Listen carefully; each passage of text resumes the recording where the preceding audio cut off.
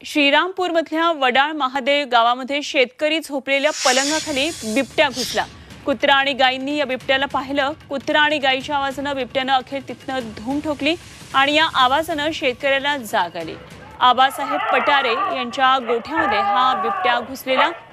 वडाळ महादेव परिसरात काही दिवसांपासून बिबट्याचा मुक्त संचार आहे आणि हाच बिबट्या सीसीटीव्ही चित्रित झाला।